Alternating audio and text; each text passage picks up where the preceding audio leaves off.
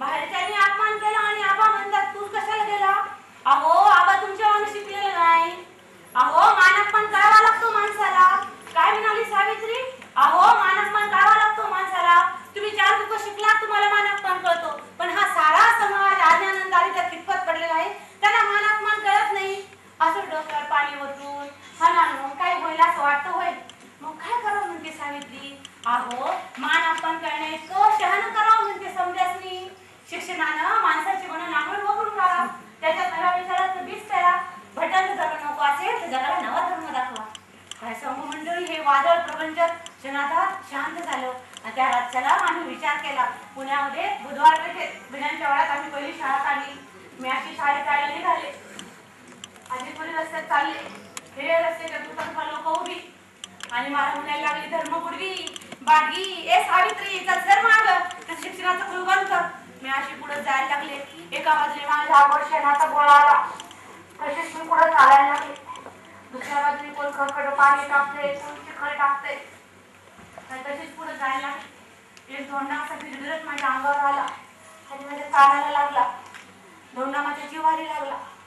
मला खूप कसर व्हायला लागलं. तशीच मी शाळेत गेले आणि मुलींना मी आई शिकवायला लागले. एक मुलगी माझ्या जवळ आली. म्हणती कशी बाई तुम्ही रडतात? माझ्या कानातून रक्त येत होतं. म्हटलं नाही बाळ मी रडत नाही. अगं तुम्ही जेव्हा आई गिरवतात ना याचा मला आनंद झाला. हे माझे आनंदास्त्र आहे. तुम्ही शिकलात तर तुमच्या घरामध्ये ज्ञानाचा प्रकाश येईल. मी घरी आले.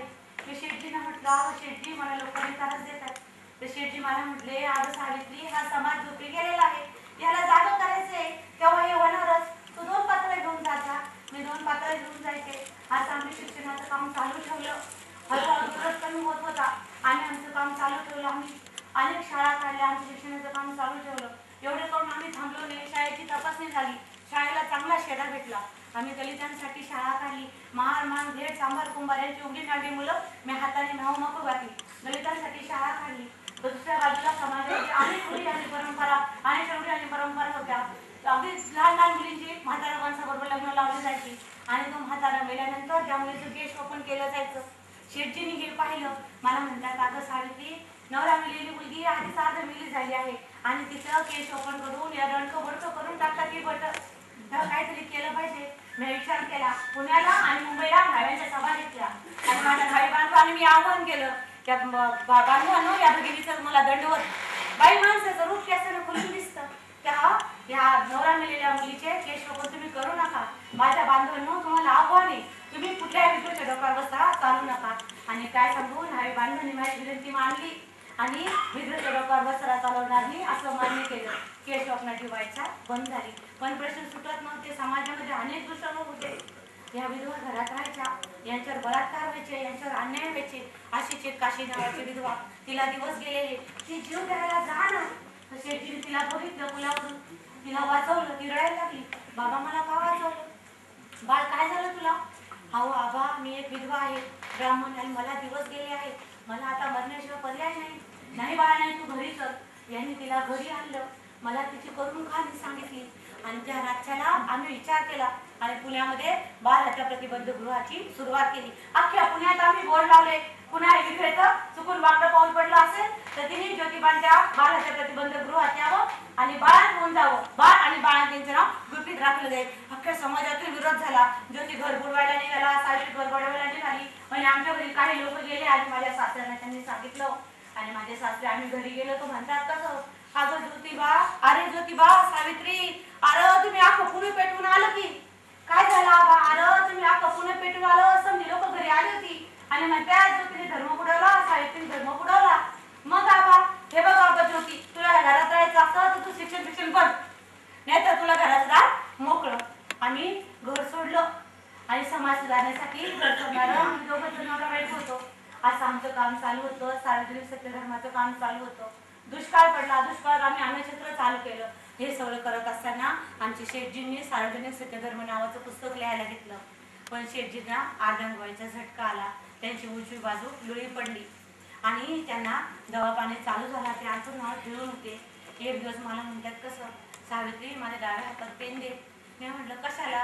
अगं सार्वजनिक सत्यधर्म पुस्तक मला पूर्ण करायचे. त्यांनी डाव्या हातात पेन घेऊन समजा पुस्तक पूर्ण केलं. मला म्हणतात कसं हे माझं विचाराचं गाठोडं, माझ्या नंतर कोणतरी पुरुष येईल त्याला तू दे. आणि आमच्या शेठजींनी डोळे मिटून घेतले, त्यांना धाक लागली आणि आमचे शेठजी लोकांच्या यात्रेला निघून गेले. मला तर काही सुचना. आमचे शेठजी मला सोडून गेले, ज्यांच्याबरोबर सासर सोडलं, माहेर सोडलं, ते शेठजी मला सोडून निघाले. माझ्यावरती डोंगर कोसळला दुःखाचा, मला काय सुचना. पण आमची यात्रा निघाली आणि माझा मावस जीत पुढे आला. यशवंताने पिठवं धरलं होतं. माझा मावस जीत पुढे आला आणि म्हणतो कसा, यशवंत फुल्याचा नाही. समधी आमची यात्रा रस्त्यात थांबलेली. ज्या माणसाने आयुष्यभर समाज सुधारण्याचं काम केलं, त्याच्या घरचं भांडण सोडवायला कोणी पुढे येईना. मला काही सुचना. मला मागून आवाज आला, अगं सावित्री दोरडात बसली होय, अगं तुला माझं काम पुढे न्यायचंय. मी डोळे पुसले, पदर पुसला आणि या माझ्या हातांनी मी टिटवं धरलं. ते टिटवं घेऊन मी स्मशानभूमीत गेले. या माझ्या हातांनी मी माझ्या शेठजींना अंत्यसंस्कार केले, पण मी रडले नाही. मी माझ्या शेठजींचं काम चालू ठेवलं. यशवंताला डॉक्टर केलं. यशवंताचं लग्न सार्वजनिक सत्यधर्म पद्धतीने केलं. यशवंताला डॉक्टर केलं आणि पुण्यामध्ये प्लेगची साथ आली. प्लेगच्या साथीमध्ये श्रीमंतांना दवाखाना असायचा, पण गरिबांना कुठे दवाखाना. दलितांच्या वस्तीत जाऊन आम्ही माणसांवर उपचार करायचो. उंदरासारखी माणसं पटापटा मारायची, एकाला दवाखान्यात नेले की दुसरा. असं करत असताना एक लहान मुलगी 3 वर्षाची तापानं पीठ गिरत होती. त्या बघितलं दलित वस्तीमध्ये ती पोरगी रडत होती. तिला मी खांद्यावर टाकलं. डॉक्टरच्या काळाच्या पोरीला प्लेगची लागण झाली. माझा जीव सरकला. म्हणतो ह्या बाळाला ताबडतोब दवाखान्यात घेऊन जावं, म्हणून मी असं बाळाला खांद्यावर टाकलं. बाळाला मी असं खांद्यावर टाकलं. मला चक्कर यायला लागली. मी असं बाळाला हात लावला. मला ताप आलेला होता. मला शंका आली, मला तर नाही ना प्लेगची लागण झाली, म्हणून मी काढत हात घातला. हे एवढी भली मोठी गाठ प्लेगची. मला प्लेगची लागण झालेली, तरी म्हणलं आपण या बाळाला दवाखान्यात घेऊन जाऊ, म्हणून मी पुढे पाऊल उचलायला लागले. असे पुढे मी जात होते, पण मला कुठचं काही दिसत नव्हतं.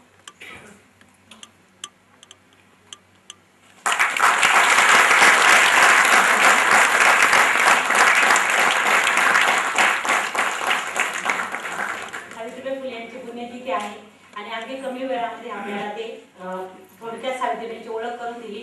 परंतु मी नेहमी आधी सुरुवातीला स्मरण करते, ते स्मरण फक्त 1 मिनिटामध्ये मी या ठिकाणी करणार आहे.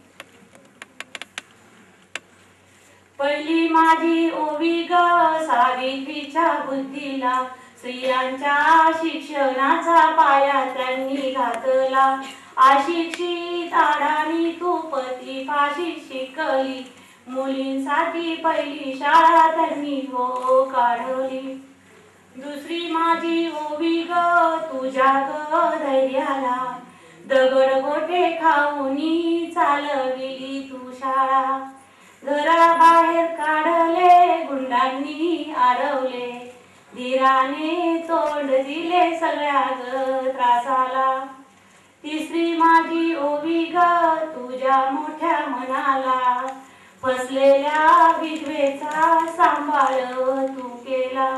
अनाथांनी अबलांचे मायबाप होऊन या, यशवंत बाळाला दत्तक घेतले. चौथी माझी ओवी ग तुझ्या थोर हृदयाला, माणुसकीचा झरा त्यात नित्य ग वाहिला. ज्योतिबांची सावित्री नाही तू ग राहिली, सत्य धर्म प्रकाशात तेजानं तळपली. दुःखितांच्या सेवेत देह तू ठेविला, स्मरण तुझे करुणी वसा मी घेतला. भगिनींना जागविन संघटित करीन, ज्ञान ज्योत लावीन हेच तुला नमन. जय ज्योती जय क्रांती.